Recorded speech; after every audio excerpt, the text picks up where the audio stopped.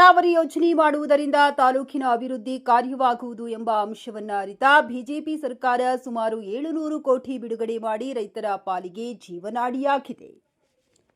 ವಿಜಯನಗರ ಜಿಲ್ಲೆ ಕೂಡ್ಲಿಗಿ ಪಟ್ಟಣದ ಪ್ರವಾಸಿ ಮಂದಿರದಲ್ಲಿ ಬಿಜೆಪಿ ಪಕ್ಷದ ಮುಖಂಡರ ಸಮ್ಮುಖದಲ್ಲಿ ಪತ್ರಿಕಾಗೋಷ್ಠಿಯನ್ನ ಕರೆಯಲಾಯಿತು. ಈ ಸಂದರ್ಭದಲ್ಲಿ ಮಾಜಿ ಸಚಿವರಾದ ಶ್ರೀರಾಮುಲುರವರು ಕೂಡ್ಲಿಗಿ ತಾಲೂಕಿನ 20 ವರ್ಷಗಳ ಹೋರಾಟದ ಹಿನ್ನೆಲೆಯಾಗಿರುವ ತಾಲೂಕಿನ 74 ಕೆರೆಗಳಿಗೆ ನೀರು ತುಂಬಿಸುವ ಯೋಜನೆಯು ನವೆಂಬರ್ 9ರಂದು ಲೋಕಾರ್ಪಣೆ ಮಾಡುತ್ತಿರುವಂತಹ ಕಾಂಗ್ರೆಸ್ ಸರ್ಕಾರವು ಈ ಹಿಂದೆ 74 ಕೆರೆಗಳಿಗೆ ನೀರು ತುಂಬಿಸುವಂತ ಯೋಜನೆಯನ್ನ ಬಿಜೆಪಿ ಸರ್ಕಾರದ ಅವಧಿಯಲ್ಲಿ ಸರಿಸುಮಾರು 700 ಕೋಟಿ ಅನುದಾನವನ್ನ ಬಿಡುಗಡೆ ಮಾಡಿ ಸುಮಾರು 95% ಕಾಮಗಾರಿಯನ್ನ ಪೂರ್ಣಗೊಂಡಿದ್ದು, ಇದನ್ನು ತಾಲೂಕಿನ ಜನಗಳು ಬಿಜೆಪಿ ಸರ್ಕಾರ ಅವಧಿ ಹಂತದಲ್ಲಿ ಹಿಂದುಳಿದ ತಾಲೂಕಿನಾಗಿರುವಂತಹ ಕೂಡ್ಲಿಗಿ ತಾಲೂಕಿಗೆ ಸರಿಸುಮಾರು 2,000 ಕೋಟಿ ನಮ್ಮ ಬಿಜೆಪಿ ಮುಖ್ಯಮಂತ್ರಿಗಳಾದ ಯಡಿಯೂರಪ್ಪನವರ ಸರ್ಕಾರವು ಅನೇಕ ಅಭಿವೃದ್ಧಿ ಕಾರ್ಯಗಳನ್ನು ಕೈಗೊಂಡು ತಾಲೂಕಿಗೆ ಉತ್ತಮ ಸೇವೆ ಮಾಡಿರುವುದು. ಅದು ಏನೇ ಇರಲಿ, ಕೂಡ್ಲಿಗಿ ತಾಲೂಕು ಅಭಿವೃದ್ಧಿಗೆ ಮಾಡಿದಂತ 74 ಕೆರೆಗಳ ನೀರು ತುಂಬಿಸುವಂತ ಯೋಜನೆಯನ್ನ ಸಣ್ಣ ಪುಟ್ಟ ಇರುವಂತ ಎಲ್ಲಾ ಕೆರೆಗಳಲ್ಲಿರುವಂತ ಸಮಸ್ಯೆಗಳ ವ್ಯವಸ್ಥೆಯನ್ನ ವ್ಯವಸ್ಥಿತವಾಗಿ ಸುರಕ್ಷಿತವಾಗಿರುವಂತೆ ಕೆರೆಗಳು ಸರಿ ಮಾಡಿಕೊಂಡು ಜನರಿಗೆ ಕೆರೆಗಳಿಂದ ಉಪಯೋಗ ಆಗುವಂತೆ ಈ ಯೋಜನೆ ಮುಂದುವರಿಯಬೇಕೆಂದು ರಾಮುಲು ಅವರು ಆಳುವಂತ ಸರ್ಕಾರದ ಶಾಸಕರಿಗೆ ತಿಳಿಸಿದರು. ಈ ಸಂದರ್ಭದಲ್ಲಿ ವಿಜಯನಗರ ಬಿಜೆಪಿ ಜಿಲ್ಲಾಧ್ಯಕ್ಷರುಗಳು ಹಾಗೂ ಕಾರ್ಯಕರ್ತರು, ಕೂಡ್ಲಿಗಿ ತಾಲೂಕಿನ ಬಿಜೆಪಿ ಮುಖಂಡರುಗಳು ಭಾಗವಹಿಸಿದ್ದರು. ವರದಿ ರಾಘವೇಂದ್ರ ಸಾಲುಮನೆ, ಕೂಡ್ಲಿಗಿ. 5 ವರ್ಷದ ಕೆಲಸ ಅಂದ್ರೆ 2.5 ವರ್ಷಗಳ ಕಾಲ ಆದ ನಂತರ ಅದರ ಪೂರ್ಣ ಅಂದ್ರೆ ನಾವು ಅಧಿಕಾರದಲ್ಲಿ ಇದ್ದಂತ ಟೈಮಲ್ಲಿ ಕೆರೆಗಳಿಗೆ ಎಷ್ಟು ಹಣವನ್ನು ಬೇಕಾಗುತ್ತೆ ಅನ್ನೋ ಸುಮಾರು 700 ಕೋಟಿ ರೂಪಾಯಿ ಬೇಕಾದ್ರೆ 700 ಕೋಟಿ ಮಂಜೂರಾತಿ ಮಾಡಿದ್ವಿ. ಅಲ್ಲಿ ಬೇಕಾದಂತ ನೀರಿಗೆ ಸಪ್ಲೈ ಮಾಡಬೇಕಾದಂತ ಪಂಪ್ ಸೆಟ್ಗಳನ್ನು ಕೂಡಿಸಿದ್ವಿ. ಯಾವ ಕೆರೆಗಳಿಗೆ ಎಷ್ಟೆಷ್ಟು ಏನೇನು ಬೇಕಾಗುತ್ತೆ ಎಲ್ಲ ವ್ಯವಸ್ಥೆಯನ್ನು ಕೂಡ ಮಾಡಿಕೊಡ್ತೀವಿ. ಅದೆಲ್ಲ ಕೂಡ ಮಂಜೂರಾತಿಯನ್ನು ಮಾಡಿಕೊಟ್ಟ ನಂತರ ಈ ಸುದೀರ್ಘವಾಗಿ ಟೈಮ್ ಅನ್ನು ತಗೊಂಡು ಅಂದ್ರೆ ಸುಮಾರು 2.5 ವರ್ಷಗಳ ಕಾಲ ಆಯ್ತು. 2.5 ವರ್ಷಗಳ ಆದ ನಂತರ ಕೂಡ ಇವತ್ತು ಎಲ್ಲ ಕೂಡ ಸರಿ ಮಾಡಿಕೊಂಡು ಲೋಕಾರ್ಪಣೆ ಮಾಡೋ ಸಲುವಾಗಿ ಮುಖ್ಯಮಂತ್ರಿಗಳು 9ನೇ ತಾರೀಕಿಗೆ ಬರ್ತಾ ಇದ್ದಾರೆ. ನಮ್ದೇನು ಯಾವುದಂದ್ರೆ ನಮ್ದೇನು ಅಭ್ಯಂತರ ಅನ್ನೋಂಥದ್ದಲ್ಲ. ಅದು ಸನ್ಮಾನ್ಯ ಯಡಿಯೂರಪ್ಪನವರು ಅವತ್ತು ಬಹಳಷ್ಟು ಮುಂದಾಳತ್ವದಲ್ಲಿ ತಗೊಂಡು ಇದು ಯಡಿಯೂರಪ್ಪರನ್ನ ಕನಸಿನ ಯೋಜನೆ, ಸನ್ಮಾನ್ಯ ಯಡಿಯೂರಪ್ಪರನ್ನ ಕನಸಿನ ಯೋಜನೆ ಆಗಿರೋ ಕಾರಣ ಇದನ್ನ ನಮ್ಮ ಭಾಗದಲ್ಲಿ ಇದ್ದಂತ ಜನರು ಇವತ್ತು ಕೂಡ ನೆನಪು ಮಾಡ್ಕೊಂತಾರೆ. ಯಾರನ್ನಾಗ್ಲಿ ಪತ್ರಿಕೆಯಲ್ಲಿ ಬರೆಯುವಂತ ಟೈಮಲ್ಲಿ ಕೂಡ ಒಂದೇ ಒಂದು ಮಾತು ಏನಂದ್ರೆ ಇದು ಈ ಕೆರೆಗಳು ತುಂಬಿಸಂತ ಯೋಜನೆ ಬಂದಂತ ಟೈಮಲ್ಲಿ ಅವತ್ತು ಯಡಿಯೂರಪ್ಪ ಅವರು ಭಾರತೀಯ ಜನತಾ ಪಾರ್ಟಿಯವರು ಪ್ರಾರಂಭ ಮಾಡಿದ್ರು. ನಂತರ ದಿನಗಳಲ್ಲಿ ಕೆಲಸ ಮುಂದುವರಿಸ್ಕೊಂತ ಬಂತು. ಇವತ್ತು ಇದು ಪೂರ್ಣ ಆಗ್ತೈತೆ ಅಂತ ಮಾತು ಪ್ರತಿ ಸಾರಿ ಕೂಡ ನಾವು ಕೇಳಿದ್ರು ಕೂಡ ನಾವು ಹೇಳಿದ್ರು ಕೂಡ ಬರೀತಿದ್ವಿ. ಅದು ನೀವು ದೊಡ್ಡ ಗುಣ, ನಾನೇನಿಲ್ಲ ಅನ್ನೋಕಲ್ಲ. ಸತ್ಯಾಂಶನಂತೂ ಮುಚ್ಚಾಕಕ್ಕಾಗಲ್ಲ. ನಮ್ದು ಏನಂತ ಹೇಳಿದ್ರೆ ಇವತ್ತು ಕೆರೆಗಳೇನು ತುಂಬಿದಾವೋ ಸಾಕಷ್ಟು ಕೆರೆಗಳಲ್ಲಿ ಸಾಕಷ್ಟು ಒಂದು ಕಡೆ ಸಿಲ್ಟ್ ಎಲ್ಲ ಕೂಡ ತುಂಬಿಕೊಂಡಿದೆ, ಸಾಕಷ್ಟು ಕಡೆ ಜಾಲಿ ಬೆಳ್ಕೊಂಡಿದೆ. ಅದು ಸಾಕಷ್ಟು ಕಡೆ ನೀರಿನ ಅಂಶ ನೀರು ಏನು ಇವತ್ತು 92 ಮನೆಗಳು ಮಂಜೂರಾತಿ ಮಾಡಿದೆ. ಈಗ ಕೂಡ್ಲಿಗಿ ಪಟ್ಟಣಕ್ಕೆ ಮಾತ್ರ ಈ ಕೂಡ್ಲಿಗಿ ಪಟ್ಟಣಕ್ಕೆ ಸುಮಾರು 392 ಮನೆಗಳು ಕೊಟ್ಟಿವೆ. ಇವತ್ತು ಒಂದು ಮನೆ ನೋಡಿಸ್ರಿ ಯಾವ್ದು ಮನೆಯನ್ನು ಒಂದು ಮನೆ ಕೂಡ ಕೊಡ್ಸಕ್ ಆಗ್ತಾ ಇಲ್ಲ. ಹಾಗಾಗಿ ಕೇವಲ ಈ ಕ್ಷೇತ್ರದ ಪರಿಸ್ಥಿತಿ ಏನಾಗಿದೆ ಅಂದ್ರೆ ಡೆವಲಪ್ಮೆಂಟ್ ವಿಚಾರದಲ್ಲಿ ಯಾವುದೇ ರೀತಿಯಲ್ಲಿ ಕೂಡ ಅವರು ಏನೂ ಆಗ್ತಾ ಇಲ್ಲ. ಹಂಗಾಗಿ ಕಳೆದ ಸರ್ಕಾರದಲ್ಲಿ ಏನು ಅನುದಾನವನ್ನು ಕೊಟ್ಟರು ಆ ಅನುದಾನವನ್ನೇ ಬಳಕೆ ಮಾಡುವಂಥ ಕೆಲಸ ಆಗ್ತಾ ಇದೆ. ಹಂಗಾಗಿ ಇವತ್ತಿನ ಮುಖ್ಯಮಂತ್ರಿಗಳು ಬರ್ತಾ ಇದ್ದಾರೆ. ಬರುವಂಥ ಟೈಮಲ್ಲಿ ಇವತ್ತು ಸಾಕಷ್ಟು ಈ ತಾಲೂಕಿನ ಬಗ್ಗೆ ಒಂದು ವರದಿಯನ್ನು ತಗೊಂಡು ಏನೇನು ಬೇಡಿಕೆಗಳಿದ್ದಾನೋ ಆ ಬೇಡಿಕೆಗಳೆಲ್ಲ ಕೂಡ ಸರಿಪಡಿಸ್ಕೊಡ್ಬೇಕನ್ನೋಂಥದ್ದು ಒತ್ತಾಯವನ್ನು ಕೂಡ ಮಾಡುವಂಥ ಕೆಲಸ ಮಾಡಿದ್ವಿ. ಮಾಡಿದ್ರು ಬೊಮ್ಮಾಯಿ ಸರ್ಕಾರ ಇದ್ದಂಥ ಟೈಮಲ್ಲಿ ಇವಾಗ 40% ಅಲ್ಲ 60% ಕಮಿಷನ್ ಆಗಿಬಿಟ್ಟಿದ್ದಾರೆ. ಒಬ್ಬೊಬ್ರು ಒಂದೊಂದು ರೇಟ್ ಫಿಕ್ಸ್ ಮಾಡ್ಕೊಂಡು ಹೋಗ್ತಾರೆ. ಒಬ್ಬ ಕಾಂಟ್ರಾಕ್ಟ್ ಕೆಲಸ ಮಾಡಬೇಕಂದ್ರೆ ಒಂದು ಮೂಲೆಯಲ್ಲಿ ಹೋದ್ರೆ ಒಂದು ರೇಟ್ ಫಿಕ್ಸ್ ಆಗುತ್ತೆ, ಇನ್ನೊಂದು ಮೂಲೆಯಲ್ಲಿ ಹೋದ್ರೆ ಇನ್ನೊಂದು ರೇಟ್ ಫಿಕ್ಸ್ ಆಗುತ್ತೆ. ಹಂಗಾಗಿ ಈ ಕಮಿಷನ್ನು ಭ್ರಷ್ಟಾಚಾರ ಕೂಡ ಜಾಸ್ತಿ ಆಗುತ್ತೆ. ಇದ್ರ ಬಗ್ಗೆ ಕೂಡ ಜನರು ಸೂಕ್ಷ್ಮವಾಗಿ ಗಮನಿಸ್ತಾ ಇದ್ದಾರೆ. ಸಮಯ ಬಂದಂಥ ಟೈಮಲ್ಲಿ ತಕ್ಕ ಉತ್ತರವನ್ನು ಹುಡುಕೊಡುವಂಥ ಕೆಲಸ ಮಾಡ್ತಾರೆ. ಇವತ್ತು ಮೊದಲ ಬಾರಿಗೆ ಒಂದು ಆಡಳಿತ ಪಕ್ಷನಾಗಿರ್ಬೋದು, ಒಬ್ಬ ಶಾಸಕರ ಬಗ್ಗೆ ಆಗಿರ್ಬೋದು ಪ್ರೆಸ್ ಮೀಟ್ ಮಾಡ್ತಾ ಇದ್ದೀವಿ. ಮತ್ತು 2.5 ವರ್ಷ ಯಾವುದೇ ಒಂದು ಇಲ್ಲಿ ಬಿಜೆಪಿ ಲೀಡರ್ ಆಗಿರ್ಬೋದು, ಯಾಕಂದರೆ ನಮ್ಮ ನಾಗೇಂದ್ರ ML ಇದ್ದಾಗಲಿದ್ದಲು ಕೂಡ್ಲಿಗಿ ಕ್ಷೇತ್ರದಲ್ಲಿ ವಿರೋಧ ಪಕ್ಷನೇ ಇಲ್ಲ. ವಿರೋಧ ಪಕ್ಷ ಅಂದರೆ ಮೀಡಿಯಾ ಅಷ್ಟೇ. ಯಾರು ವ್ಯವಸ್ಥೆ ಹೊಂದಾಣಿಕೆಯಿಂದ ಹೋಗ್ಬಿಡೋದಾದ್ರೆ ಬಿಜೆಪಿ ಸರ್ಕಾರ ಬರಲಿ, ಪಕ್ಷೇತರನಲ್ಲಿ ಕಾಂಗ್ರೆಸ್ ಲೀಡರ್ ಇರಲಿ, ಬಿಜೆಪಿ ಲೀಡರ್ ಇವತ್ತು ಕೂಡ್ಲಿ ಕ್ಷೇತ್ರದಲ್ಲಿ ಒಂದು ವಿರೋಧ ಪಕ್ಷ ಇದೆ ಅಂತ ಗೊತ್ತಾಗಿದೆ ಜನರಿಗೆ. ಇವಾಗ ನಿಮ್ಮ ಪ್ರೆಸ್ ಮೀಟ್ ಮೂಲಕ ಇದ್ರ ಬಗ್ಗೆ ಏನು ಹೇಳ್ತೀವಿ? ಇಲ್ಲಿವರೆಗೂ 2.5 ವರ್ಷ ಏನು ಇಲ್ಲ, ಒಂದೇ ಸರಿಗೆ ಇವಾಗ ಕೆರೆ ನೀರು ತುಂಬಸಕ್ಕೆ CM ಬರ್ತಾರಂದಾಗ ನೀವು ಪ್ರೆಸ್ ಮೀಟ್ ಮಾಡಿದ್ರಲ್ಲ. ಇಲ್ಲ, ನಾವು ನಿರಂತರವಾಗಿ ಭಾರತೀಯ ಜನತಾ ಪಾರ್ಟಿ ಯಾವತ್ತೂ ಕೂಡ ವಿರೋಧ ಮಾಡ್ಕೊಂತಾನೆ ಬಂದಿವಿ ಸರ್. ಇವತ್ತು ಪಾರ್ಟಿಯಲ್ಲಿ ಗೆಲ್ಕೊಂತ ಬಂದಿದ್ರೆ ನಮ್ಮೆಲ್ಲ ಅಣ್ಣ ತಮ್ಮಂದರು, ನನ್ನ ಕುಟುಂಬಸ್ಥರು ಹೋರಾಟ ಇಲ್ಲಿದ್ರೆ ಇಲ್ಲಿ ತನಕ ಪಾರ್ಟಿ ಗೆಲ್ಲಲಿಕ್ಕೆ ಸಾಧ್ಯ ಆಗ್ತಿದೆ ಸರ್. ಯಾಕಂದ್ರೆ ನಾವು ಒಂದು ಸಾರಿ ನೋಡಿದಂಥ ಟೈಮಲ್ಲಿ ಕಾಂಗ್ರೆಸ್ಸಿನ ಭದ್ರಕೋಟೆ ಬಳ್ಳಾರಿ ಜಿಲ್ಲೆ, ವಿಜಯನಗರ ಜಿಲ್ಲೆ, ಈ 2 ಜಿಲ್ಲೆಗಳಲ್ಲಿ ಕಾಂಗ್ರೆಸ್ಸಿನ ಭದ್ರಕೋಟೆ ಆಗಿರೋ ಕಾರಣ ಆಫ್ಟರ್ ಇಂಡಿಪೆಂಡೆನ್ಸ್ ಸಾಕಷ್ಟು ಬಾರಿ ಗೆದ್ದುಕೊಂತ ಬಂದಾರೆ ಸರ್. ಇವತ್ತು ಸತತವಾಗಿ ನಾಗೇಂದ್ರವರು 3 ಸಾರಿ ಗೆದ್ದಾರಂದ್ರೆ ನನ್ನ ಅಣ್ಣ ತಮ್ಮಂದರು, ನನ್ನ ಕುಟುಂಬಸ್ಥರು ಪಾರ್ಟಿ ಆಶೀರ್ವಾದದಿಂದ ಗೆಲ್ಲಕ್ಕೆ ಸಾಧ್ಯ ಇಲ್ಲ ಸರ್. ಬಹಳ ಕಷ್ಟಪಡ್ತಾರೆ ನಮ್ಮವರೆಲ್ಲ. ನಾನು ನೋಡಿದ್ದೀನಿ ಸರ್, ಎಲ್ಲ ಮುಖಂಡರು, ಎಲ್ಲ ಜನಾಂಗದ ಅವ್ರ ಫೀಲ್ಡ್ ಅಲ್ಲಿ ಮಾತ್ರ ಬಹಳ ಸಕ್ರಿಯವಾಗಿ ಜನರ ಮಧ್ಯದಲ್ಲಿದ್ದಾರೆ. ಜನರ ಕೆಲಸಗಳು ಅಲ್ಲ, ಈ ಆಡಳಿತ ಪಕ್ಷನ ದಯವಿಟ್ಟು ಇದನ್ನ ಹೆಂಗನ ಮಾಡಿಕೊಟ್ರೆ ಶಾಶ್ವತವಾಗಿ ಆ ಭಾಗದ ಜನರನ್ನು ನೆನೆಸ್ಕೊಂತಾರೆ. ಯಾಕಂದ್ರೆ ಆ ಭಾಗದಲ್ಲಿದ್ದಂಥ ಪರಿಸ್ಥಿತಿ ಹೆಂಗೆ ಕೆಟ್ಟದಾಗಿದೆ ಅಂತ ಹೇಳಿದ್ರೆ ಅದು ಊಹಿಸ್ಕೊಳ್ಳೋಕೆ ಸಾಧ್ಯ ಇಲ್ಲ. ಹಂಗಾಗಿ ದಯವಿಟ್ಟು ನೀವು ಕೆರೆಗಳನ್ನು ತುಂಬಿಸ್ಕೊಡ್ಬೇಕು ಅನ್ನೋಂಥ ಒಂದು ವಿನಂತಿ ಮಾಡಿದಂಥ ಟೈಮಲ್ಲಿ 700 ಕೋಟಿ ರೂಪಾಯಿ ಆಗ್ತಾ ಇದ್ದಂಥ ಟೈಮಲ್ಲಿ ಅವತ್ತು ಒಂದೇ ಮಾತು ಹೇಳ್ತಾರೆ, ದಯವಿಟ್ಟು ಏನಾದ್ರೂ ಕೂಡ ಪರವಾಗಿಲ್ಲ, ಆ 700 ಕೋಟಿ ರೂಪಾಯಿ ಆದ್ರೂ ನೀವು ಭಾಳಷ್ಟು ಇಷ್ಟೊಂದು ತಾವು ಕೇಳ್ಕೊತಾ ಇದ್ದೀರಿ. ಒಂದು ಕಡೆ ಗೋಪಾಲ್ ಕೃಷ್ಣ ಅವರು ಹೇಳ್ತಾ ಇದ್ದಾರೆ, ಒಂದು ಕಡೆ ನೀವು ಹೇಳ್ತಾ ಇದ್ದೀರಿ, ಇಲ್ಲಿ ಹೋರಾಟಗಾರರು ಹೇಳ್ತಾ ಇದ್ದಾರೆ.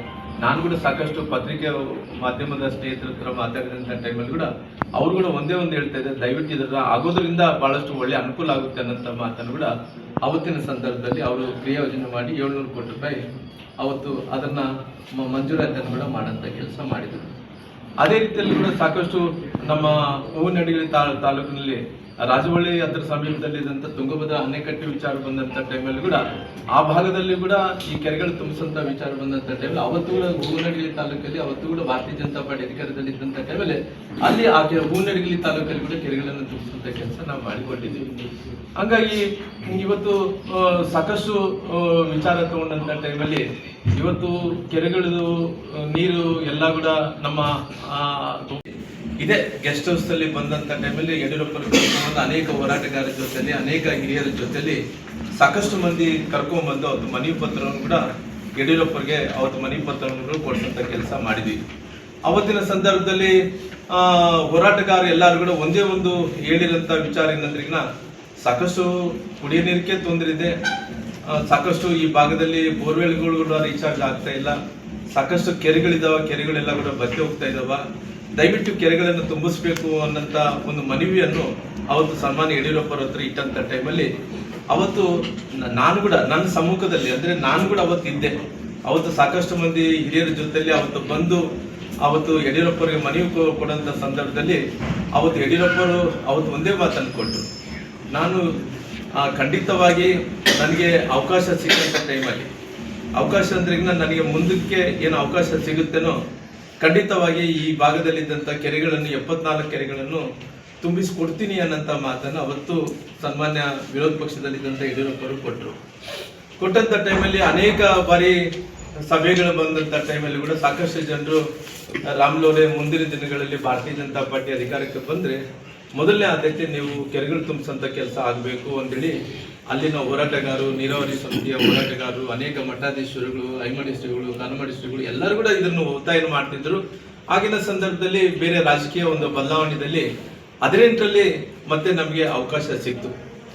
18ರಲ್ಲಿ ಅವಕಾಶ ಸಿಕ್ಕಂತ ಟೈಮಲ್ಲಿ ಅವತ್ತು ರಾಜಕೀಯ ಕೂಡ ತಯಾರು ಮಾಡಿಕೊಂಡು ಅವತ್ತಿನ ಬಿಜೆಪಿ ಅಧಿಕಾರ ಯಡಿಯೂರಪ್ಪರು ಅವತ್ತು ಮುಖ್ಯಮಂತ್ರಿ ಆದಂಥ ಟೈಮಲ್ಲಿ ನಾವೆಲ್ಲರೂ ಕೂಡ ಒಂದೇ ಒಂದು ಒತ್ತಾಯವನ್ನು ಮಾಡಿದ್ವಿ, ದಯವಿಟ್ಟು ನೋಡ್ರಿ, ಭಾರತೀಯ ಜನತಾ ಪಾರ್ಟಿಗೆ ಮುಂಚೆಯಿಂದ ಕೂಡ ಬಹಳಷ್ಟು ಒಂದು ಶಕ್ತಿ ಕೊಟ್ಟಂತ ತಾಲೂಕು. ಯಾವತ್ತಿದ್ರು ಕೂಡ ಈ ತಾಲೂಕಿನ ಜನರು ಭಾರತೀಯ ಜನತಾ ಪಾರ್ಟಿನ ಬಿಟ್ಟಿಲ್ಲ. ಅಧಿಕಾರದಲ್ಲಿ ಇರಲಿ, ಅಧಿಕಾರ ಬರಲಿ, ರಾಜ್ಯದಲ್ಲಿ ಅಧಿಕಾರ ಬರ್ಲಿದ್ರು ಕೂಡ ಸಾಕಷ್ಟು ಸಾರಿ ಈ ಭಾಗದಲ್ಲಿ ನಾಗೇಂದ್ರ ಅವರು ಕೂಡ ಗೆಲ್ಸ್ಕೊಂಡಂತ ಕೆಲಸ ಮಾಡಿದ್ದಾರೆ 2-3 ಬಾರಿ ಕೂಡ. ಈ ಸಾರಿ ಪುನಃ ಬೇರೆ ಬೇರೆ ರಾಜಕೀಯ ಬದಲಾವಣೆಯಲ್ಲಿ ನಾಗೇಂದ್ರ ಅವರು ದೂರ ಹೋಗಿದ್ರು ಕೂಡ ಪಾರ್ಟಿನ ಬಿಟ್ಕೊಡ್ಬಾರ್ದು ಅನ್ನೋಂಥ ಕಾರಣದಿಂದ ಗೋಪಾಲ್ ಕೃಷ್ಣ ಅವ್ರಿಗೆ ಗೆಲ್ಸಿದಾರ. 17ರಲ್ಲಿ ಬಂದಂತ ಟೈಮಲ್ಲಿ ಕೂಡ ತಾವು ಮಾತನ್ನು ಕೊಟ್ಟಿದ್ರೆ ಈ ಕೆರೆಗಳು ತುಂಬಿಸ್ಕೊಡ್ತೀನಿ ನನ್ನ ಅಧಿಕಾರ ಬಂದಂತ ಟೈಮಲ್ಲಿ, ದಯವಿಟ್ಟು ತಾವು ಇವತ್ತು ಅಧಿಕಾರ ಬಂದಿದೆ, ಇದನ್ನು 74 ಕೆರೆಗಳನ್ನು ನೀವು ತುಂಬಬೇಕು ಅನ್ನಂತ ಅವತ್ತು ಮುಖ್ಯಮಂತ್ರಿಗಳ ಹತ್ರ ಹೋಗಿ ನಾವು ಎಲ್ಲರೂ ಕೂಡ ಕೇಳ್ಕೊಂಡು, ಅವತ್ತು ಚನ್ನಬಸವನಗೌಡರು ಇದ್ರು, ನಾನಿದ್ರು, ಬಹಳಷ್ಟು ಮಂದಿ ಹಿರಿಯರೆಲ್ಲರೂ ಕೂಡ ಸಾಕಷ್ಟು ಹಿರಿಯರೆಲ್ಲರೂ ಕೂಡ ಹೋಗಿ ಅವತ್ತು ಹೋದಂಥ ಟೈಮಲ್ಲಿ ಒಂದೇ ಮಾತು ಕೊಟ್ಟರು, ದಯವಿಟ್ಟು ಇದನ್ನ ಕ್ರಿಯಾ ಯೋಜನೆಯನ್ನು ಮಾಡಿ. ಕ್ರಿಯಾ ಯೋಜನೆ ಮಾಡಿದಂಥ ಟೈಮಲ್ಲಿ ಅವತ್ತು ಬಹುಶಃ ರಮೇಶ್ ಜಾರಕಿಹೊಳಿ ಅವರು ಕೂಡ ಅವರು ಮಂತ್ರಿಗಳಾಗಿದ್ದರು, ಅವತ್ತು ಗೋವಿಂದ ಕಾರಜೋಳ ಅವರು ಕೂಡ ಮಂತ್ರಿಗಳಾಗಿದ್ದರು, ಅವತ್ತು ಯಡಿಯೂರಪ್ಪ ಅವರು ಮುಖ್ಯಮಂತ್ರಿ ಆಗಿದ್ದರು, ನಾನು ಮಂತ್ರಿ ಆಗಿದ್ದೆ. ಆ ಸಂದರ್ಭದಲ್ಲಿ ಅವರು ಒಂದೇ ಒಂದು ಮಾತು ಹೇಳಿದ್ರು, ಕ್ರಿಯಾ ಯೋಜನೆ ಮಾಡಬೇಕಾದ್ರೆ ಎಷ್ಟಾಗುತ್ತೆ ಅಂತ ಕೇಳಿದ್ರು. ಎಷ್ಟಾಗುತ್ತೆ ಅಂತ ಕೇಳಿದಂಥ ಟೈಮಲ್ಲಿ 74 ಕೆರೆಗಳು ತುಂಬಬೇಕಾದ್ರಿಗಿನ ಸುಮಾರು 700 ಕೋಟಿ ರೂಪಾಯಿ ಆಗುತ್ತೆ, ಕ್ರಿಯಾ ಯೋಜನೆ ಆಗುತ್ತೆ ಅಂತ ಮಾತನ್ನು ಹೇಳಿದ್ರು. 700 ಕೋಟಿ ರೂಪಾಯಿ ಒಂದೇನು ಹೇಳಿದ್ರು, 700 ಕೋಟಿ ರೂಪಾಯಿ ಬಹಳ ದೊಡ್ಡ ಅಮೌಂಟ್ ಆಗುತ್ತೆ ರೀ, ಹೆಂಗ ಅಂತ ಹೇಳಿದ್ರು. ಒಂದು ಕೆರೆಗಳ ಬಗ್ಗೆ ಸಾಕಷ್ಟು 2 ದಶಕಗಳ ಕಾಲ ಅಂದ್ರೆ ಸುಮಾರಾಗಿ 20 ವರ್ಷಗಳ ಕಾಲ ಹೋರಾಟ.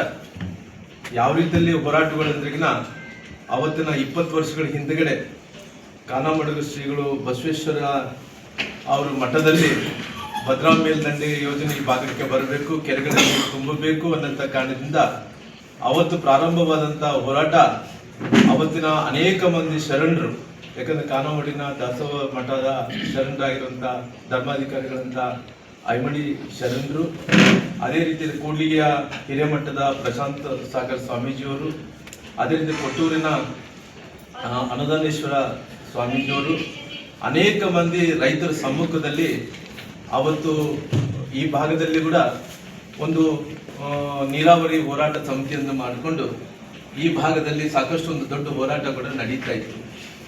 ಆ ಹೋರಾಟ ನಡೆಯುವಂಥ ಟೈಮಲ್ಲಿ ಒಂದೇ ಒಂದು ಬೇಡಿಕೆ ಏನಂದ್ರಿಗಿನ ಈ ಭಾಗದಲ್ಲಿ ಮಳೆ ಆಶ್ರಿತವಾದಂಥ ಪ್ರದೇಶದಲ್ಲಿ ಬೆಳೆ ಏನು ಬೆಳೀತಾ ಇದ್ವೋ ಈ ಭಾಗದಲ್ಲಿದ್ದಂಥ ಜನರು ಕೂಡ ನೀರಾವರಿ ಸವಲತ್ತು ಆಗಬೇಕು, ಕೆರೆಗಳು ತುಂಬಬೇಕು ಅನ್ನೋಂಥ ಕಾರಣದಿಂದ ಅವತ್ತು ಅನೇಕ ಮಂದಿ ಅವತ್ತು ಕೆರೆಗಳೆಲ್ಲ ಕೂಡ ಬತ್ತಿ ಹೋಗಿದ್ವು, ಬೋರ್ವೆಲ್ಗಳೆಲ್ಲ ಕೂಡ ಬತ್ತಿ ಹೋಗಿದ್ವು, ಸಾಕಷ್ಟು ಜನರಿಗೆ ತೊಂದರೆ ಆಗ್ತಾ ಇತ್ತು. ಅವತ್ತು ಏನು ಹೋರಾಟವನ್ನು ಅನೇಕ ಮಂದಿ ಏನು ಮಾಡ್ಕೊಂತ ಬಂದ್ರು, ಅನೇಕವನ್ನು ಮಾಡ್ಕೊಂತ ಬಂದಂಥ ಟೈಮಲ್ಲಿ ಕೂಡ ಅದು ಹೋರಾಟ ಹಂಗೆ ಮುಂದುವರಿತಾ ಇತ್ತು. 2017ರಲ್ಲಿ ಅವತ್ತಿನ ಭಾರತೀಯ ಜನತಾ ಪಾರ್ಟಿ ಅಂದ್ರಿಗಿನ ಅವತ್ತಿನ ಸನ್ಮಾನ್ಯ ಯಡಿಯೂರಪ್ಪನವರು ಇಲ್ಲಿ ಪರಿವರ್ತನೆ ಯಾತ್ರೆಗೆ ನಾವು ಬಂದಿದ್ವಿ. ಆ ಪರಿವರ್ತನೆ ಯಾತ್ರೆಗೆ ಬಂದಂತ ಟೈಮಲ್ಲಿ ಹೋರಾಟಗಾರರೆಲ್ಲರೂ ಕೂಡ ಬಂದು ಇಲ್ಲಿ ಕೆರೆಗಳು ನೀರು ತುಂಬಬೇಕು ಅಂತೇಳಿ ಅದು ಪ್ರಾರಂಭ ಅವತ್ತಿನ ಮನವಿ ಪತ್ರವನ್ನು 2017ರಲ್ಲಿ ಕೊಡ್ತಾರೆ. ಅದಕ್ಕಿಂತ ಮುಂಚೆ ಸಾಕಷ್ಟು ಹೋರಾಟಗಾರರೆಲ್ಲರೂ ಕೂಡ ಸಾಕಷ್ಟು ಶರಣರೆಲ್ಲರೂ ಕೂಡ ಅನೇಕ ಬಾರಿ ಯಡಿಯೂರಪ್ಪರ ಮನೆ ಹತ್ರ ಹೋಗಿ ಕೊಟ್ಟು ಬಂದಾಗ ಅನೇಕರು ಅವತ್ತಿದ್ದಂಥ ಅಧಿಕಾರದಲ್ಲಿದ್ದಂಥ 4 ಕೋಟಿ ರೂಪಾಯಿ ಕರ್ನಾಟಕ ಭೂಸೇನಾ ನಿಗಮದ ಸಲುವಾಗಿ ಸಿಸಿ ರಸ್ತೆ ಸಲುವಾಗಿ, ಶಾಲೆ ಕೊಠಡಿಗಳ ಸಲುವಾಗಿ, ಆಸ್ಪತ್ರೆ ಕೊಠಡಿಗಳ ಸಲುವಾಗಿ, ಸರ್ಕಾರಿ ಪಾಲಿಟೆಕ್ನಿಕ್ ನಿರ್ಮಾಣದ ಸಲುವಾಗಿ ಸುಮಾರಿಗೆ 32 ಕೋಟಿ ರೂಪಾಯಿ ಅನುದಾನವನ್ನು ಕೂಡ ಮಂಜೂರಾತಿಯನ್ನು ಮಾಡುವಂಥ ಕೆಲಸ ಮಾಡಿದೆ. ಅದೇ ರೀತಿಯಲ್ಲಿ ಖನಿಜ ನಿಧಿ ವತಿಯಿಂದ ಅಂದರೆ DMF ಅಮೌಂಟಿಂದ 42 ಕೋಟಿ ರೂಪಾಯಿ ಏನು ಗ್ರಾಮೀಣ ರಸ್ತೆಗಳು ಅಭಿವೃದ್ಧಿ ಆಗಬೇಕಂದ್ರೆ 42 ಕೋಟಿ ರೂಪಾಯಿ ಅನುದಾನವನ್ನು ಕೂಡ ಕೊಡುವಂಥ ಕೆಲಸ ಮಾಡಿದ್ವಿ. ಅದೇ ರೀತಿಯಲ್ಲಿ ಬಾಲಕಿಯ ಮತ್ತು ಬಾಲಕಿಯರ ವಸತಿ ಶಾಲೆ ಸಲುವಾಗಿ 4 ಕೋಟಿ ರೂಪಾಯಿ ಅನುದಾನವನ್ನು ಕೂಡ ಕೊಡುವಂಥ ಕೆಲಸ ಮಾಡಿದ್ವಿ. ಕೃಷಿ ಇಲಾಖೆ ಕಚೇರಿ ಕಟ್ಟಡ ಸಲುವಾಗಿ 1.35 ಲಕ್ಷ ರೂಪಾಯಿ ಕೊಡುವಂಥ ಕೆಲಸ ಮಾಡಿದ್ವಿ. ಮಹರ್ಷಿ ವಾಲ್ಮೀಕಿ ಭವನ ಸಲುವಾಗಿ ಸುಮಾರು 12 ಕೋಟಿ ರೂಪಾಯಿ ಅನುದಾನವನ್ನು ಕೂಡ ಬಿಡುಗಡೆ ಮಾಡಿ ಶಾಲೆ ಮತ್ತು ಭವನಕ್ಕೆ 12 ಕೋಟಿ ರೂಪಾಯಿ ಮಂಜೂರಾತಿಯನ್ನು ಮಾಡುವಂಥ ಕೆಲಸ ಮಾಡಿ. ಪಂಚಾಯತ್ ರಾಜ್ ಇಲಾಖೆಯಲ್ಲಿ ಸಿಸಿ ರಸ್ತೆ, ಶಾಲೆ ಕೊಠಡಿಗಳು, ಅಂಗನವಾಡಿ ಕೊಠಡಿಗಳು, ವೈದ್ಯಾಧಿಕಾರಿಗಳು ವಸತಿ ಕೊಠಡಿಗಳು, ಸೇತುವೆ ನಿರ್ಮಾಣ ಸಲುವಾಗಿ 116 ಕೋಟಿ ರೂಪಾಯಿ ಅನುದಾನವನ್ನು ಕೊಡ್ತೀವಿ. ಧಾರ್ಮಿಕ ದತ್ತಿ ಇಲಾಖೆಗೆ ಸುಮಾರಾಗಿ ದೇವಸ್ಥಾನಗಳ ಸಲುವಾಗಿ ಅಭಿವೃದ್ಧಿ ಸಲುವಾಗಿ 2 ಕೋಟಿ ರೂಪಾಯಿ ಅನುದಾನವನ್ನು ಕೂಡ ಕೊಡುವಂಥ ಕೆಲಸ ಮಾಡಿದ್ವಿ. ಇವತ್ತು 78 ಗ್ರಾಮಗಳಿಗೆ 78 ಗ್ರಾಮಗಳಿಗೆ ಐಮಾಸ್ ದೀಪ ಅಳವಡಿಸುವ ಸಲುವಾಗಿ ಸುಮಾರಾಗಿ 3 ಕೋಟಿ ರೂಪಾಯಿ ಅನುದಾನವನ್ನು ಕೂಡ ಕೊಡುವಂಥ ಕೆಲಸ ಮಾಡಿದ್ವಿ. ಮಹಾತ್ಮ ಗಾಂಧಿ ಚಿತಾಭಸ್ಮಕ್ಕೆ 1.25 ಲಕ್ಷ ರೂಪಾಯಿ ಅನುದಾನವನ್ನು ಮಂಜೂರಾತಿಯನ್ನು ಮಾಡುವಂಥ ಕೆಲಸ ಮಾಡಿ. ಅದೇ ರೀತಿಯಲ್ಲಿ ಕೂಡ ಕಿತ್ತೂರು ರಾಣಿ ಚೆನ್ನಮ್ಮ ವಸತಿ ಶಾಲೆಗಳ ನಿರ್ಮಾಣ ಸಲುವಾಗಿ 20 ಕೋಟಿ ರೂಪಾಯಿ ಅನುದಾನವನ್ನು ಕೂಡ ಕೊಡುವಂಥ ಕೆಲಸ ಮಾಡಿ. ಅದೇ ರೀತಿ ಜಸ್ಕಾಮು ಸಬ್ಸ್ಟೇಷನ್ ಸಲುವಾಗಿ ಸುಮಾರಾಗಿ ಮುಳುಬಾಲಿಗೆ 7 ಕೋಟಿ ರೂಪಾಯಿ ವೆಚ್ಚದಲ್ಲಿ ಸಬ್ಸ್ಟೇಷನ್ ಕೂಡ ಮಾಡುವಂಥ ಕೆಲಸ ಮಾಡಿದ್ವಿ. ಸಾಕಷ್ಟು ಈ ಚೆಕ್ ಡ್ಯಾಮ್ಸ್ಗಳಾಗಿರ್ಬೋದು, SC/ST ಕುಟುಂಬಗಳಿಗೆ ಅವರಿಗೆ ಸುಮಾರು 241 ಮನೆಗಳನ್ನು ಮಂಜೂರಾತಿ ಮಾಡುವಂಥ ವಿಚಾರ ಆಗಿರ್ಬೋದು. ಅಂಬೇಡ್ಕರ್ ಅಭಿವೃದ್ಧಿ ನಿಗಮದಲ್ಲಿ ಸಾಕಷ್ಟು ಜನರಿಗೆ ಅವರಿಗೆ ಫಲಾನುಭವಿಗಳಿಗೆ ಕೊಳವೆ ಬಾವಿಗಳು, ಅವ್ರು ಬೇಕಾದಂಥ ಮೂಲಭೂತ ಸೌಕರ್ಯಗಳು ಎಲ್ಲವನ್ನು ಕೂಡ ಸುಮಾರಾಗಿ 2,000 ಕೋಟಿ ರೂಪಾಯಿ ಅನುದಾನವನ್ನು ತಂದು ಕೊಡುವಂಥ ಕೆಲಸ ಮಾಡಿದ್ವಿ. ಆದರೆ ಇವತ್ತು ಪರಿಸ್ಥಿತಿ ಎಲ್ಲ ಶಾಲೆಯಲ್ಲಿ ಮಕ್ಕಳು ಹೋಗೋಕ್ಕಾಗ್ತಿಲ್ಲ. ಅಂದ್ರೆ ಅಂಥವು ಏನೇನು ಇದೆಲ್ಲ ಅದೆಲ್ಲ ಕೂಡ ಸರಿಪಡಿಸ್ಕೋಬೇಕು. ಯಾಕಂದ್ರೆ ನಾಳೆ ಏನಾಗುತ್ತೆ, ಬೇರೆ ಊರಲ್ಲಿ ಇನ್ನೊಂದು ಕೆರೆ ಇದೆ, ಅದು ಯಾವುದೋ ಒಂದು ಹೆಸರಿದೆ, ಹುಲಿಕೆರೆದಲ್ಲಿ ಸಾಕಷ್ಟು ನೀರು ಬಂದಿದೆ, ಅಲ್ಲಿ ಮನೆಯಲ್ಲಿ ನುಗ್ಗ್ಯಾವ, ಸಾಕಷ್ಟು ಮನೆಗಳು ಬಿದ್ದೋಗಿ ಅವ್ರಿಗೆ ಪರಿಹಾರ ಇಲ್ಲ.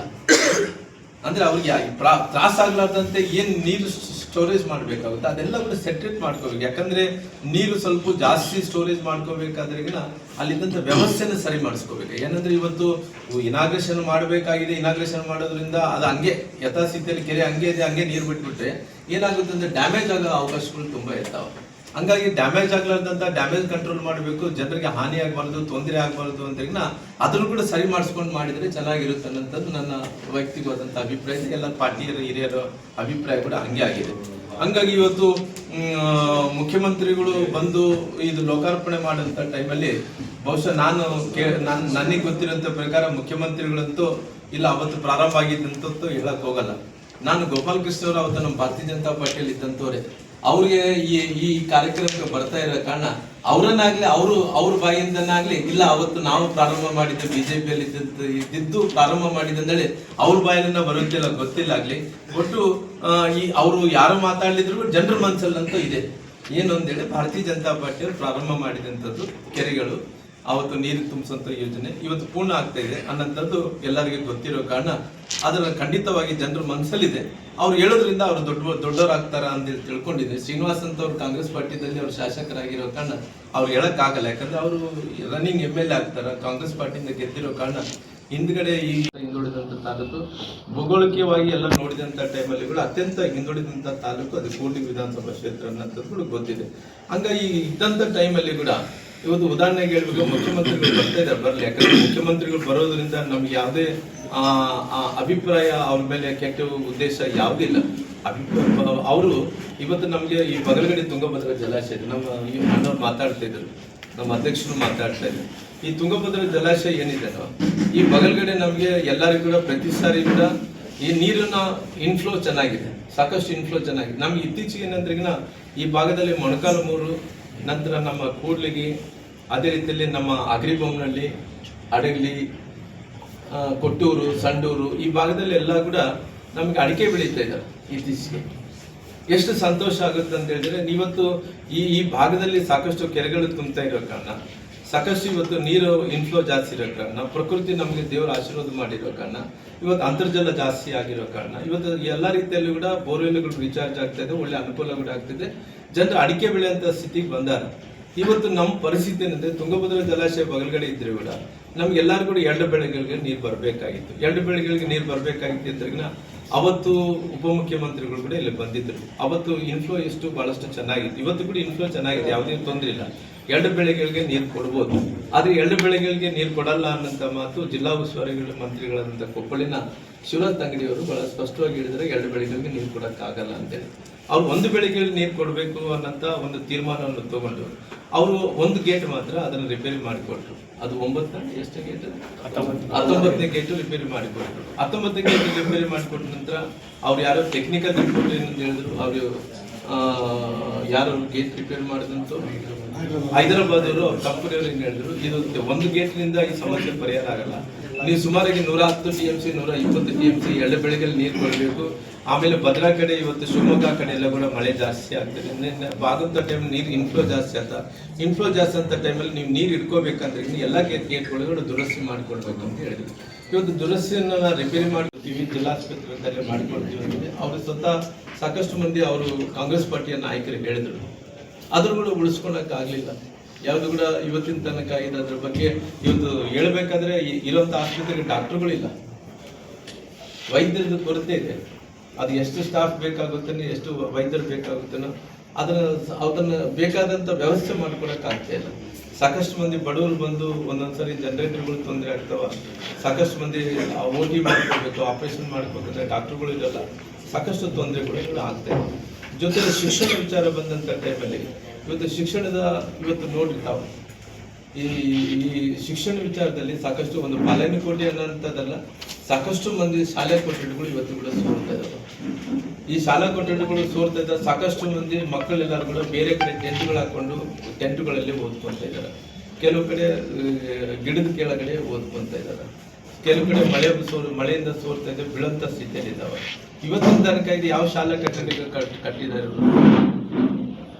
ಯಾವ ಶಾಲಾ ಕಟ್ಟಡಗಳ ವಿಚಾರದಲ್ಲಿ ಯಾವುದೇ ಆದ್ಯತೆಯನ್ನು ತಗೊಂತ ಇಲ್ಲ.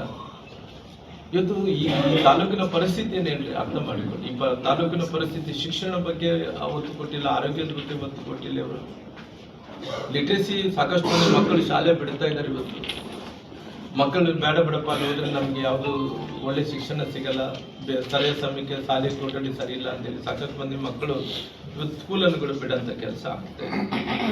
ಹಂಗಾಗಿ ಇವತ್ತು ರೈತರ ಪರಿಸ್ಥಿತಿಯನ್ನು ಮೊನ್ನೆ ಕೂಡ ಈ ಮೈಕ್ರೋ ಕಂಪನಿಯವರು ಸೂರ್ಯಕಾಂತಿ ಬೀಜಗಳನ್ನು ಅವ್ರ ಬಿತ್ತನೆ ಆಗಿತ್ತು. ಅಲ್ಲಿ ಅದು ಬೇರೆ ಕಳಪ ಗುಣಮಟ್ಟ ಇರೋ ಕಾರಣ ಯಾವುದು ಎಲ್ಲ ಕೂಡ ಕೊಲ್ಯಾಪ್ಸ್ ಆಯಿತು.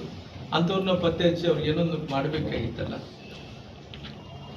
ಸುಮಾರು ಈಗ ಒಂದು ಪ್ಯಾಕೆಟ್ 2,500 ರೂಪಾಯಿ ಕೊಟ್ಟು ತೊಗೊಂಡಲ್ಲ, ಒಟ್ಟು ರೈತರಂದ್ರೆ ನುಕ್ಸಾನ ಆದ್ರಲ್ಲ. ಇದ್ರ ಬಗ್ಗೆ ಕೂಡ ಯಾರು ಕಳಕಳಿಯನ್ನು ವಹಿಸಿಲ್ಲ. ಇವೆಲ್ಲ ಸಾಕಷ್ಟು ವಿಚಾರಗಳು ಮಾತಾಡ್ಕೊಂಡು ಹೋದ್ರೆ ಬಹಳಷ್ಟು ವಿಚಾರಗಳಿದೆ. ಮುಖ್ಯಮಂತ್ರಿಗಳು ಇಲ್ಲಿ ಬರ್ತಾ ಇದ್ದಾರಲ್ಲ, ಈ ತಾಲೂಕಿನ ಬಗ್ಗೆ ಅವರು ಬೇಕಾದ್ರೆ ಗಮನವಾಗಿ ನಡೀತಾನೆ ಇದ್ದಾರೆ. ನಮ್ಮ ಅಧ್ಯಕ್ಷರು ನಾಗರಾಜ್, ನಮ್ಮ ಹಂಗಾಗಿ ಮುಂದಕ್ಕೂ ಕೂಡ ಅದನ್ನ ಸರಿಯಾಗಿ ಟೈಮ್ಗೆ ಸರ್ ಈಗ 60% ಕಮಿಷನ್ ಅಂತ ಏನು ಆರೋಪ ಮಾಡಿದ್ದಾರೆ ಸರ್, ಅದು ಸಂಬಂಧಪಟ್ಟಂಗೆ ತಾವು ಯಾವ ರೀತಿ ನಿಲ್ಲುವುದು ತಮ್ಮ ಪಕ್ಷದಿಂದ ಏನು ಸರ್? ಸಾಕಷ್ಟು ಮುಂದೆ, ಯಾಕಂದ್ರೆ ಕೇವಲ ನಾನು ಹೇಳ್ತಿರಂತ ಮಾತಲ್ಲ, ಬೆಂಗಳೂರಲ್ಲಿ ಗುತ್ತಿಗೆದಾರರ ಸಂಘದ ಅಧ್ಯಕ್ಷರೇ ಅವರೇ ಹೇಳ್ತಾ ಇದಾರೆ 60% ಕಮಿಷನ್ ಕೊಟ್ಟಿದ್ರೆ ಏನು ಕೆಲಸ ಆಗಲ್ಲ ಅನ್ನೋ ಮಾತು ಅವರೇ ಹೇಳ್ತಾ ಇದ್ದಾರೆ. ಓಕೆ ಸರ್, ಆದ್ರೆ ಅವತ್ತು ಭಾರತೀಯ ಜನತಾ ಪಾರ್ಟಿ ಮೇಲೆ 40% ಕಮಿಷನ್ ಹೊರಿಸಿದಂತ ಕಾಂಟ್ರಾಕ್ಟ್ಸೇ ಇವತ್ತು ಅದಕ್ಕೆ ಅದು ಅವರು ಹೊರಿಸಿಲ್ಲ, ಕಾಂಗ್ರೆಸ್ ಕಾನ್ಸ್ಪಿರಸಿ ಮಾಡಿದ್ರು. ಅದನ್ನ ಇವತ್ತು ಗುತ್ತಿಗೆದಾರರೇ ಹೇಳ್ತಾರೆ. ಸರ್ 74 ಕೆರೆಗಳು ತುಂಬಿಸಕ್ಕೆ ನಿಮ್ದು ಏನು 95% ನೀರಿದ್ದಾಗ ಆಗಿತ್ತು ಅಂತ ಹೇಳ್ತೀರಿ. ಈಗ ಮುಖ್ಯಮಂತ್ರಿಗಳು ಅದು ಚಾಲನೆ ಕೊಡೋಕೆ ಬರ್ತಾರೆ, ಅದಕ್ಕೆ ತಾವೇನಾದ್ರು ಅವತ್ತು ಅದಕ್ಕೆ ವಿರೋಧ ವ್ಯಕ್ತಪಡಿಸ್ತೀರಿ? ಇಲ್ಲ, ನಿಮ್ಮ ಅಭಿಪ್ರಾಯ ಏನು? ಅಲ್ಲ, ನಮ್ಮ ಅಭಿಪ್ರಾಯ ಇಷ್ಟೇ. ಅವರು ಅಂದ್ರೆ ಇವತ್ತು ಅವರು ನೈತಿಕತೆಯನ್ನು ಒಂದು ಪ್ರಶ್ನೆ ಮಾಡೇ ಮಾಡ್ತೀವಿ. ಯಾವುದೇ ಪರಿಸ್ಥಿತಿಯಲ್ಲೂ ಕೂಡ ನಾವು ವಿರೋಧ ಪಕ್ಷದಲ್ಲಿದ್ದಂಥ ಟೈಮಲ್ಲಿ ನಾವು ಮಾಡಿದಂಥ ಕೆಲಸ ಜನರಿಗೆ ಗೊತ್ತಾಗಲೇಬೇಕು. ಜನರಿಗೆ ಗೊತ್ತಾಗುವಂಥ ವಿಚಾರದಲ್ಲಿ ಆಲ್ರೆಡಿ ನೀವು ಮಾಧ್ಯಮದವರು ಕೂಡ ಸಾಕಷ್ಟು ಮುಂದಕ್ಕೆ ಹೋಗಿ, ನಾವು ಕೆಲವೊಂದ್ಸರಿ ಸುಮ್ಮನೆ ಇದ್ರೆ ಕೂಡ ಅವತ್ತು ನೀವು ಯಾವತ್ತಿದ್ರೂ ಕಾಲಂ ಬರದೇ ಬರೀತೀರಿ. ಇದು ಅವತ್ತಿನ ಸಂದರ್ಭದಲ್ಲಿ ಮಠಾಧೀಶರು ಪ್ರಾರಂಭ ಮಾಡಿದ 2 ವರ್ಷಗಳ ಹಿಂದ್ಗಡೆ ಮಠಾಧೀಶರು ಮತ್ತು ರೈತ ಹೋರಾಟಗಾರರು ಎಲ್ಲರೂ ಕೂಡ ಪ್ರಾರಂಭ ಮಾಡಿದಂಥದ್ದು. ಅವತ್ತು ಪರಿವರ್ತನೆ ಯಾತ್ರೆ ಸಂದರ್ಭದಲ್ಲಿ ಯಡಿಯೂರಪ್ಪರು ಬಂದಿದ್ರು. ಯಡಿಯೂರಪ್ಪರು ಬಂದಂಥ ಟೈಮಲ್ಲಿ ರಾಮ್ಲೋರ್ಗಳು ಇದ್ರು. ರಾಮ್ಲೋರ್ ಬಂದ ನಂತರ ಅವತ್ತು ಇಬ್ಬರು ಕೂಡಿಕೊಂಡು ನಮ್ಮ ಅಧಿಕಾರ ಬಂದಂಥ ಟೈಮಲ್ಲಿ ಅವತ್ತು ನಾವು ಮಾಡಿಕೊಡ್ತೀವಿ ಅಂತೇಳಿ ಮಾತನ್ನು ಕೊಟ್ಟಿದ್ವಿ. ನಂತರ ದಿನಗಳಲ್ಲಿ ಗೋಪಾಲ್ ಕೃಷ್ಣರು ನಮ್ಗೆ ಇಲ್ಲಿ ನಿಲ್ಲಬೇಕಾಯ್ತು. ಅವ್ರು MLA ಆದ ನಂತರ ಇದರ ಪೂರ್ಣ ಪ್ರಮಾಣದಲ್ಲಿ ರೇಸಲ್ಲಿ ಮಾಡೋಂಥ ಕೆಲಸ ಮಾಡಿ ಅದನ್ನು ನಾವು ನೈತಿಕ ಒಂದು ಪ್ರಶ್ನೆ ಮಾಡ್ತಾ ಇದ್ದೀವಿ, ಬೇರೆ ಯಾವುದೇ ಇಲ್ಲ ನಮಗೆ. ಇವತ್ತು ನಾವೇನು ಹೇಳ್ತಾ ಇದ್ದೀವಿ, ಇದನ್ನ ಸ್ವಲ್ಪ ಲೋಪಗಳಿದಾವೆ. ಇವತ್ತು ಉದಾಹರಣೆಗೆ ಸಾಕಷ್ಟು ನಾನು ಕೂಡ ಬೇರೆ ಹಳ್ಳಿಯಲ್ಲಿ ಹೋದಂಥ ಟೈಮಲ್ಲಿ ಕೆರೆಗಳೆಲ್ಲ ಕೂಡ ಡ್ಯಾಮೇಜ್ ಆಗಿದ್ದಾವೆ. ಇವತ್ತು ನೀರು ಅದೆಲ್ಲ ಹರಿಸಿದ್ರಿಗಿನ ಅದನ್ನ ಕೆಪಾಸಿಟಿ ಏನಿದೆ ಅದು ಉಳಿಸ್ಕೊಳ್ಳೋಂಥ ಕೆಪಾಸಿಟಿ ಇಲ್ಲ, ತುಂಬಾ ಡ್ಯಾಮೇಜ್ ಆಗಿದ್ದಾವೆ. ಸಾಕಷ್ಟು ನೀರು ತುಂಬಿದಂಥ ವಿಚಾರದಲ್ಲಿ ಮನೆಗಳು ನುಗ್ಗುತ್ತಾ ಇದ್ದಾವೆ. ಅವೆಲ್ಲ 68 ಕೋಟಿ ರೂಪಾಯಿ ವೆಚ್ಚದಲ್ಲಿ ಕೆಲವು ಕೆರೆಗಳನ್ನು ಅಭಿವೃದ್ಧಿ ಮಾಡ್ತಾ ಇದ್ದಾರೆ ಸರ್, ಅದು ಕೂಡ ಸರ್. ಇವತ್ತು 74 ಕೆರೆಗಳ ಬಗ್ಗೆ ಸಾಕಷ್ಟು ಇನ್ನು ಎಲ್ಲ ಕೆರೆಗಳು ಡ್ಯಾಮೇಜ್ ಆಗಿಲ್ಲ, ಇಲ್ಲಿ ರಿಪೇರಿ ಏನ್ ಮಾಡ್ಬೇಕು ಅಂತ ಮಾಡ್ತಾ ಇದ್ದಾರೆ ಸರ್. ಈಗ ಯಡಿಯೂರಪ್ಪರ ಪೀರಿಯಡ್ ನಲ್ಲಿ ಇದು ಅನುದಾನ ಬಿಡುಗಡೆ ಆಯ್ತಲ್ಲ ಸರ್, ಅದ್ರ ಬಗ್ಗೆ ಪತ್ರಿಕೆಗಳು ವರದಿ ಮಾಡಿದ್ರೆ ಅದ್ರ ಬಗ್ಗೆ ಸ್ಪಷ್ಟನೆ ವ್ಯಕ್ತಪಡಿಸಿದೆ.